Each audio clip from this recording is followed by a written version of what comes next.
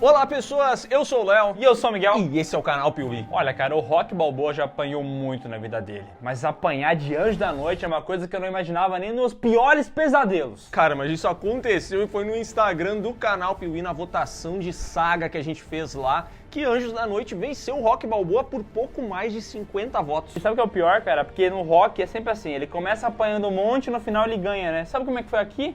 Ele começou batendo com tudo e no finalzinho o Anjo da Noite virou. Virou, cara. Mas agora tudo bem, a gente não vai ficar aqui chorando leite derramado, porque a voz do povo é a voz de Deus, a gente faz a vontade das pessoas, né? Tem que participar das votações. Tem que participar das votações se você ainda não participa. Mas agora, beleza, bora começar. Apaga as luzes aí do seu quarto, meu amigo. Veste um colanzinho de couro bem colado no corpo, porque tá começando a saga Anjos da Noite aqui no canal Piuí. Anjos da Noite, né? Like. Eu não sei nem falar nada, né? Anjos da Noite. Anjo da Noite! 1 milhão, estamos chegando em 1 milhão. Isso aí tem que tocar o coração das pessoas. Take. Deixa um like pra ajudar a gente, por favor. Anjos da Noite. Anjos da Noite.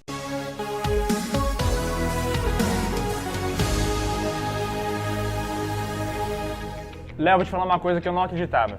O Piuí tá pra fazer 1 milhão de inscritos! O Piuí tá chegando em 1 milhão e pra comemorar a gente vai fazer uma live sensacional aqui no YouTube que já tem data marcada. Quando que é? Não lembro. 11 de setembro, às 19 horas, cara. Vai rolar uma live aqui no YouTube, no canal Piuí. E essa live vai ter muita coisa da hora, né? Vamos apresentar cenário novo, vamos apresentar novos planos pro Piuí. Sorteio. Vai ter sorteio ao vivo, cara. Vai ter dinâmicas com o pessoal ao vivo. Gincana, como eu gosto de chamar. Que demais! Ó, e vai ter muito mais. Se eu fosse você, eu marcava aí, ó, no seu calendário o dia e a hora e ficava de olho, velho. Seja esperto, fica de olho e vem pro trem do milhão com a gente. Marca aí, 11 de setembro, 19 horas, aqui no Piuí. No início dos anos 2000, Hollywood percebeu que dava pra colocar as mulheres como grandes heroínas de ação, porque, cara, se botasse elas, e às vezes até dando uma pelada ali no uniforme dela, o filme podia dar certo. Daí rolou Tomb Raider, rolou As Panteras, teve até Resident Evil e também teve Anjo da Noite, que era um pouco menos badalado que esses aí, né? Muito menos badalado do que todos esses aí, Anjos da Noite nasceu com uma promessa de trabalhar a mitologia dos vampiros e dos lobisomens no cinema. E, cara, esse filme foi um sucesso completamente inesperado. Eu imaginava algo diferente, cara. Deu início a uma saga que já conta com 5 filmes. Mas a gente não vai falar aqui do primeiro Anjos da Noite agora, porque essa saga vai funcionar em ordem cronológica. Então nós vamos lá para o terceiro filme e aí depois a gente vai seguindo a ordem da história. Ih, começou. Lá vem. Lançado em 2009 com direção do Patrick Tatopoulos, um famoso designer de produção que já trabalhou em vários filmes famosos como Resident Evil, Eu Sou a Lenda, Terror em Silent Hill. O cara tem um currículo da hora, né? Mas ele era designer de produção. E aqui ele embarcou como diretor nesse filme que conta a história da guerra entre vampiros e lobisomens.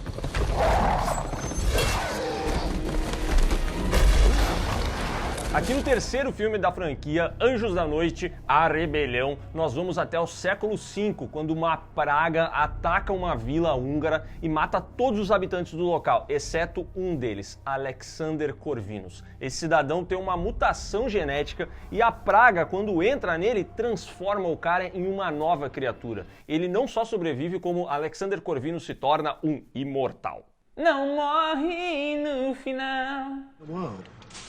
Esse rapaz se casou e teve filhos. Um deles era o William, que nasceu imortal, foi mordido por um lobo e virou um lobisomem. Um bicho incontrolável, que saiu tacando os aranhas, mordendo todo mundo e todo mundo começou a virar lobisomem.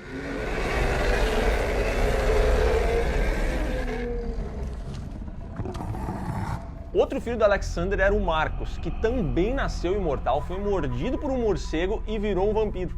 Eu me pergunto, se tivesse um outro filho que fosse mordido por um peixe, sei lá, que fosse mordido por um esquilo, Na vaca.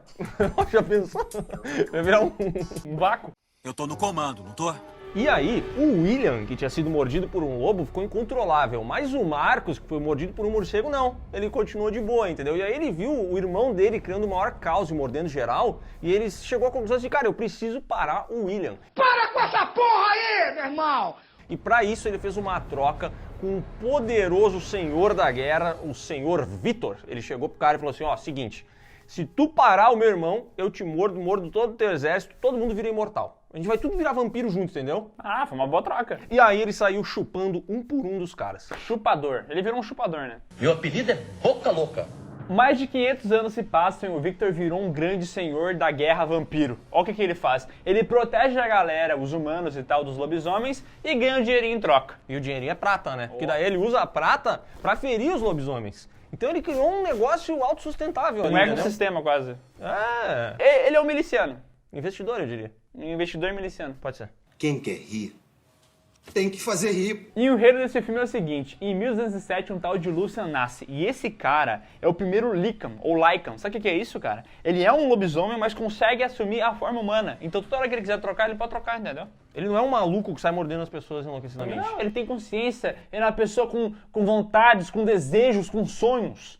Com sonhos a realizar, né? Ai, que lindo, cara. É, mas nem sempre a gente realiza o que sonha, né? E o Victor, ele faz questão de não deixar o Luciano... Vamos chamar de Luciano? Luciano. Ele faz questão de não deixar o Luciano realizar os sonhos dele, O Luciano entendeu? queria ter irmão, Leonardo, não deu.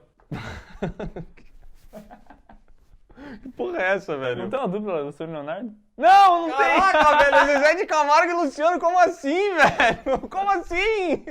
Quem que era o cara do Leonardo? Leandro! Ah, muito bem. E aí, olha a sacada do Victor. Ele decide que ele vai pegar o Luciano, vai botar ele pra morder outras pessoas e assim ele consegue fazer um exército de Lycans. Porque daí os caras trabalham durante o dia, entendeu? Porque os vampiros não conseguem, eles não podem ficar expostos à luz do sol. Aí ele pega o Luciano, transforma ele em escravo, ele sai mordendo gente, exército feito. Investidor. Miliciano. Com o passar dos anos, o Lúcio vai ficando muito top, vai ficando maroto e começa a se apaixonar pela Sônia, a filha do Victor. E ele fala assim, cara, vem aqui menina, eles dão aqueles beijinhos, eles até fazem um sexo que é bem perigoso, né? Que eles ficam quase caindo no penhasco, assim.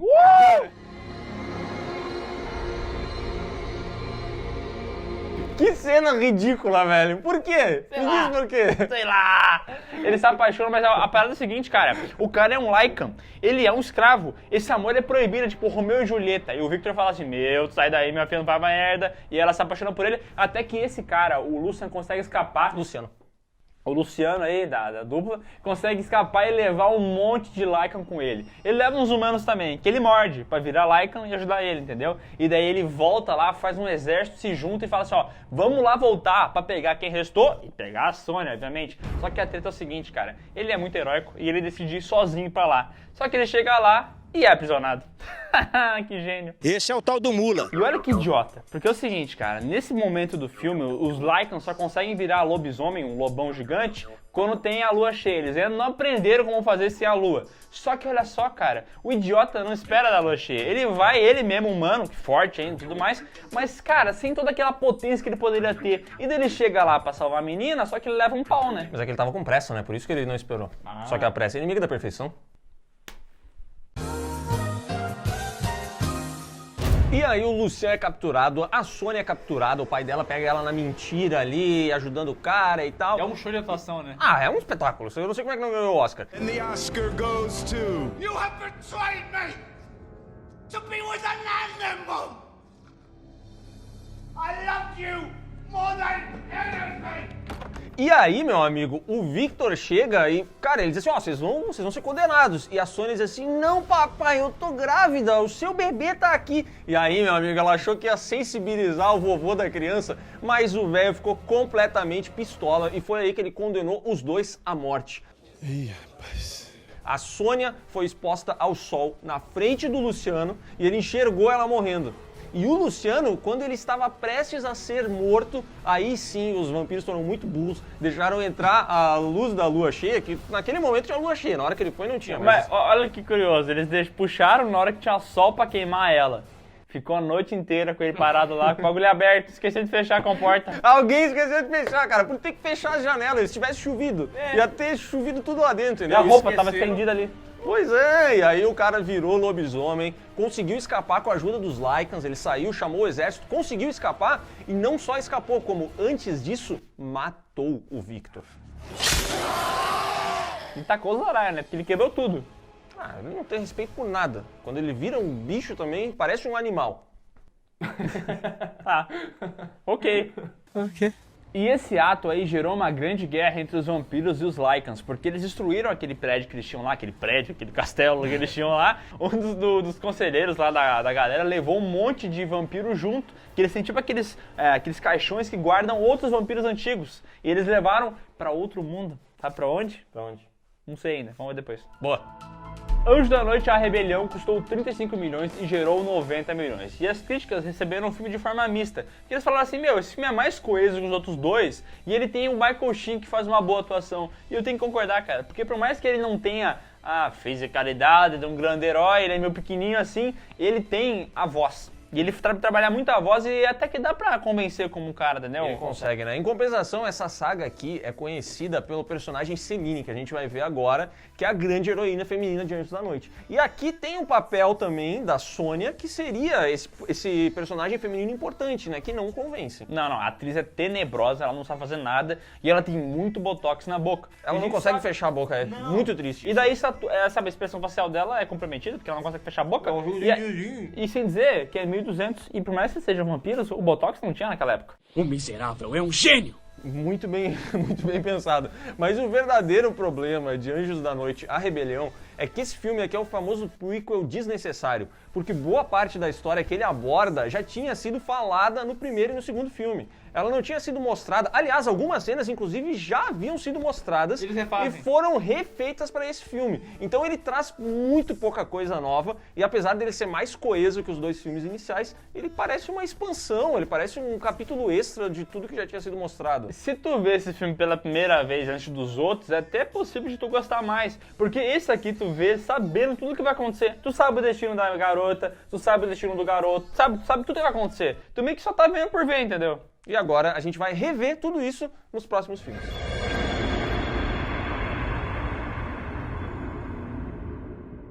E agora sim, vamos ao início de tudo. Lançado em 2003, Anjos da Noite, ou lá nos Estados Unidos é Underworld. E eu acho que é um nome que faz mais sentido, que é um submundo que eles vivem e tal, só que daí o brasileiro não ia entender. O que é submundo? Anjos da Noite. Agora sim, agora eu sei o que é. Ah, agora eu entendi! E esse filme possui a direção do Len Wiseman, um cara muito esperto. E o roteiro do Danny McBride, mas não é aquele Danny McBride que você acha que é outro. É um genérico. Isso. E esse filme aqui se passa em 2013, mostrando vampiros caçando Lycans. E é bem interessante porque é o seguinte, o Luciano, tá morto. Então eles estão caçando só os remanescentes. Tem mais um punhadinho e os vampiros querem acabar com todos, entendeu? Mata todo mundo! No meio dessa treta toda, conhecemos a grande figura dessa saga, que é a Selene. Ainda jovem, ela teve seus pais mortos pelos Lycans e foi adotada pelo Victor, que transformou ela numa vampira mortal e linda, maravilhosa. Cara, essa atriz, a Cat Beckinsale, é muito linda. Nossa, essa mulher é maravilhosa, velho. Ela não nasceu, né? Ela foi esculpida. Ela caiu do céu, como um anjo da noite.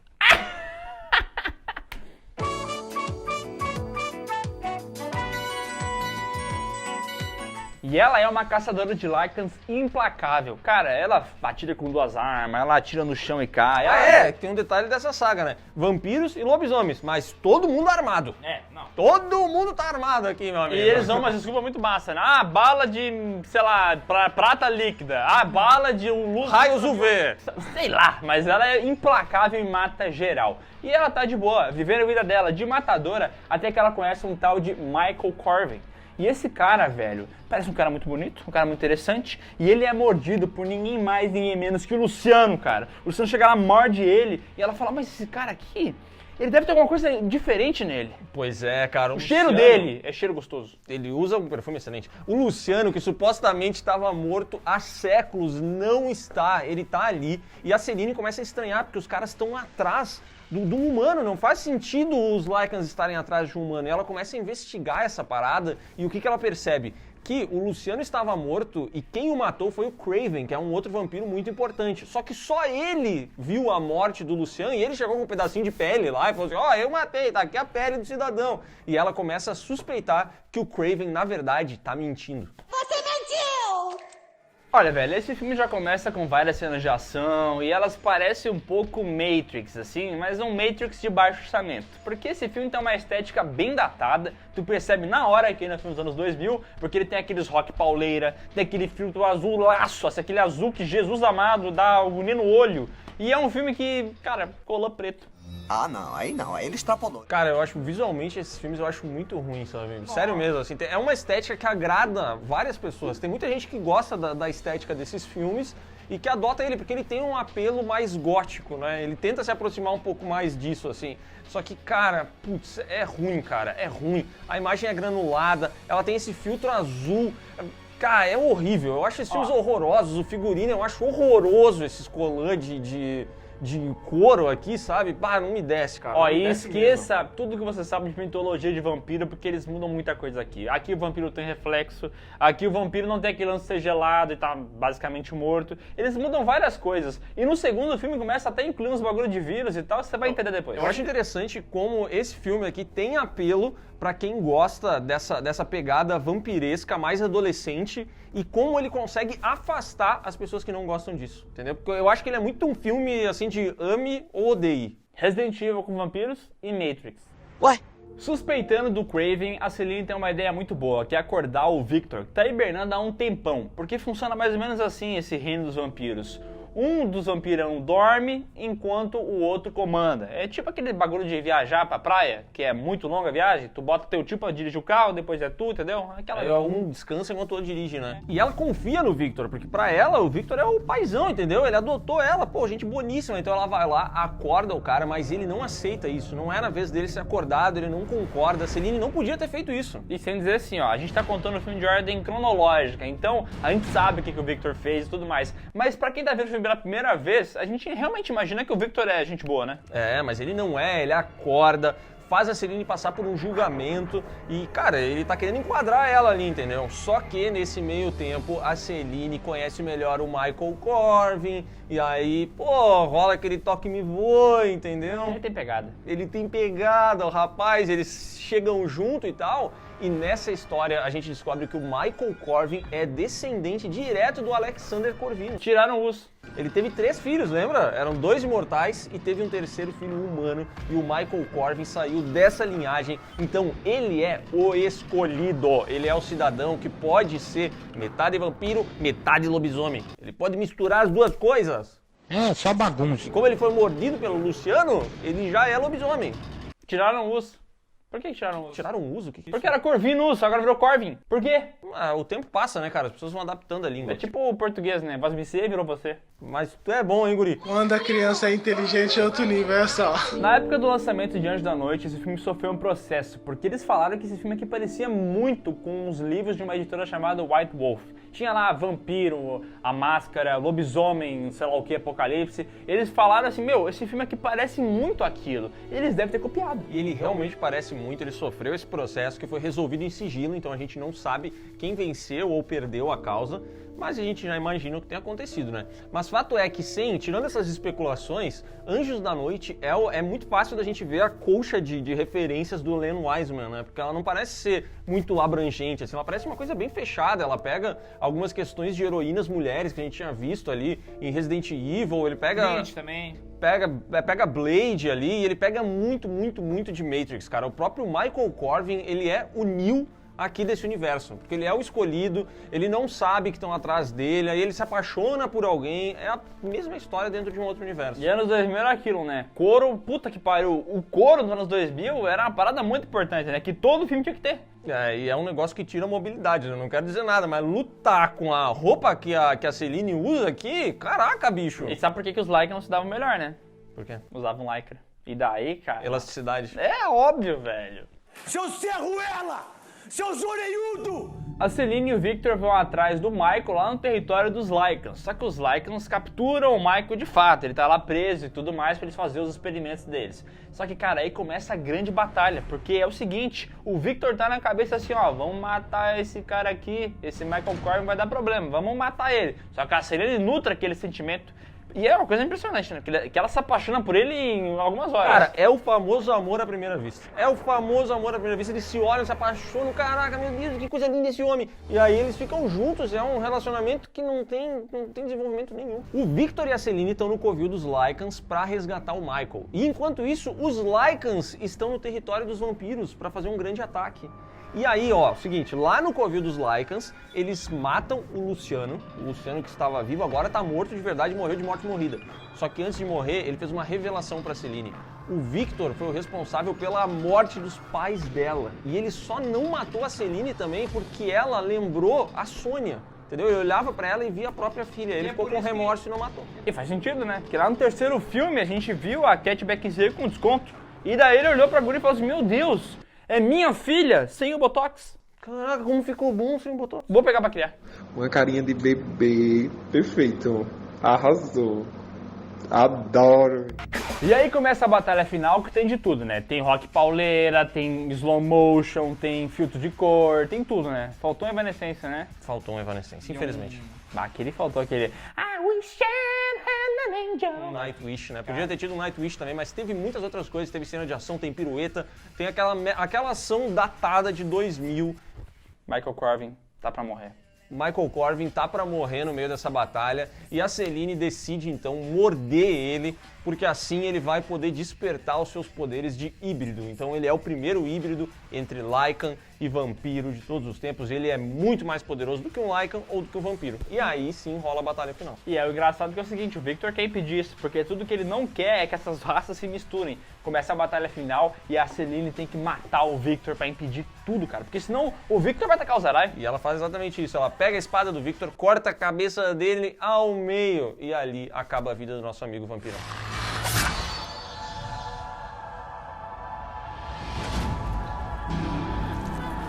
Mas só um detalhe, né? Aguentou um tempão ali, né? Cortou a cabeça, ele levantou, acho que ele ficou vivo tanto tempo que ele esqueceu como é que era morrer. E daí ele ficou lá uns 12 segundos, assim, com a cabeça cortada, olhando pra ela. Falei, mas que coisa, né? Ô, rapaz, o que aconteceu aqui nessa cena? Daqui a pouco... Puxa. Enquanto isso, na mansão dos vampiros, um novo ancestral é acordado. Marcos, ex-goleiro da seleção brasileira e do Palmeiras. Allegiances will be made.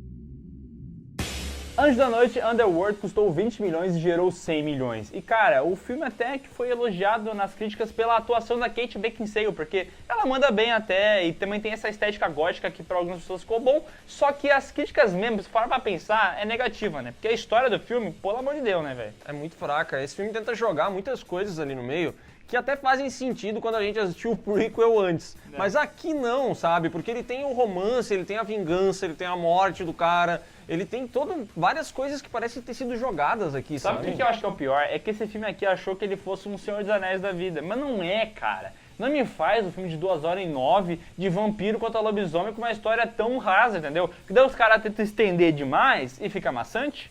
É, que eu acho que eles tentaram fazer...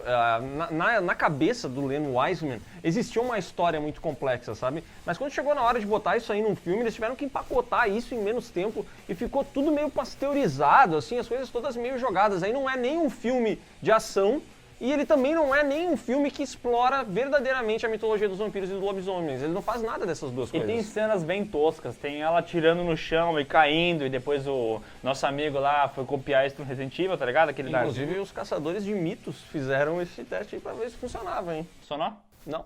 Óbvio que não, né? É óbvio. E assim, esse filme tem algumas coisas que eu acho interessantes, tipo os bonecão lobisomem, até que é legal, é bem feito, aqueles efeitos práticos e tal. Quando entra CG fica ruim, né? Mas é cada época, né? É por causa da época, né? Ficou datado, não adianta. De modo geral, os elogios foram mesmo porque a gente não gosta, que é a estética do filme. Eu acho a estética horrorosa. Tenebroso!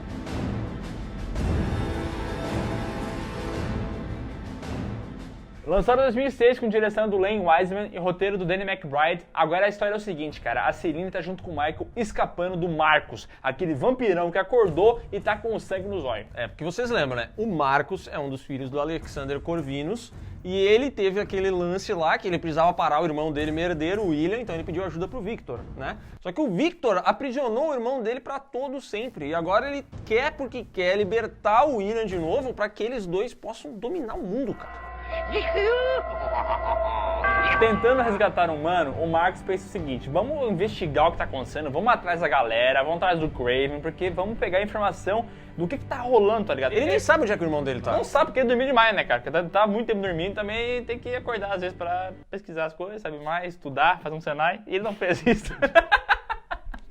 E daí ele começa a ir atrás, e é o seguinte, cara, esse filme explica que a Celine teve os seus pais mortos porque eles eram os caras que construíram a prisão onde tá o irmão do Marcos ou William. É tudo conectado, é tudo ligado, tudo mais. E assim, por que o nosso amigo Victor matou os pais da Celine? Porque como eles construíram essa prisão, eles sabiam onde estava a localização, e pra manter seguro, melhor matar, né? Tem que matar uma porra dessa. Uma parada que me incomoda demais é que aqui os vampiros descobrem tudo mordendo outros vampiros, né? E aí eles conseguem, o sangue transmite todas as imagens. Só que, cara, eles usam isso o tempo inteiro, velho. Toda vez que o filme não sabe pra onde ir, alguém vai chupar alguém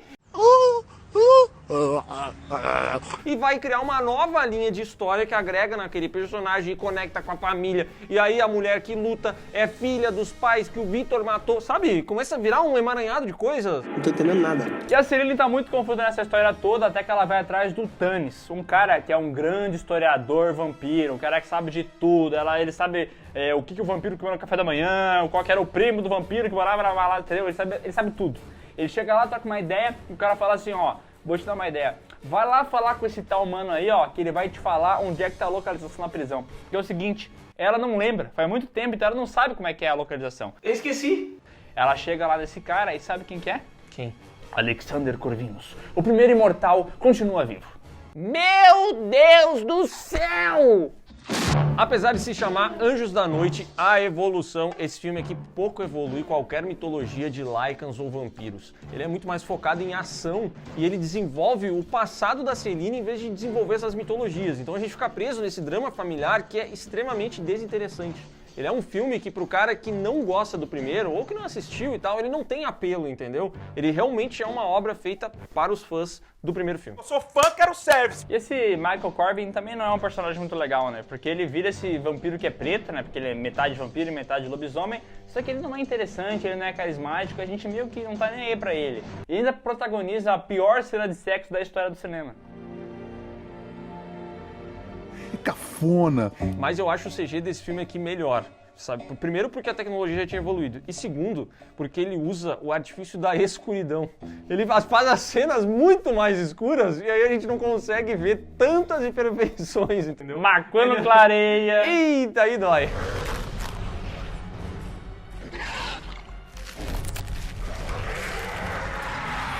Que coisa horrorosa! Lá naquele bar que o Alexander Corvinus explica a história inteira pra Celine, fala do lance da chave que ela tinha no pescoço, que isso abriria a prisão, onde tava o William e tudo mais. Só que quando ele tá explicando essa história, aparece o Marcos tacando o zaralho, morde todo mundo, inclusive morde o próprio pai.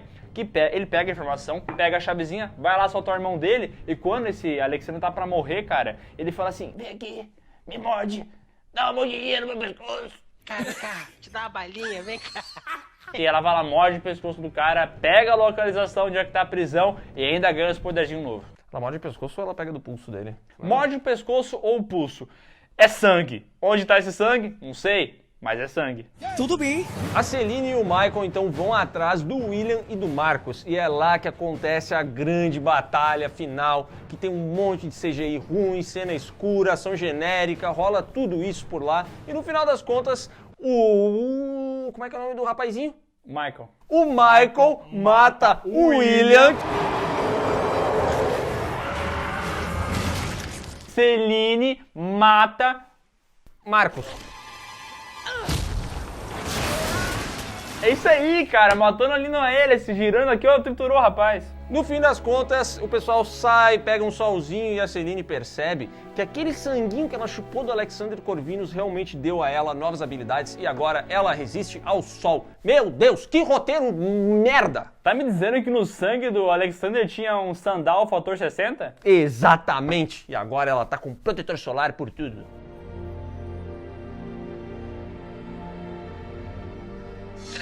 Sundown, o sol na medida certa.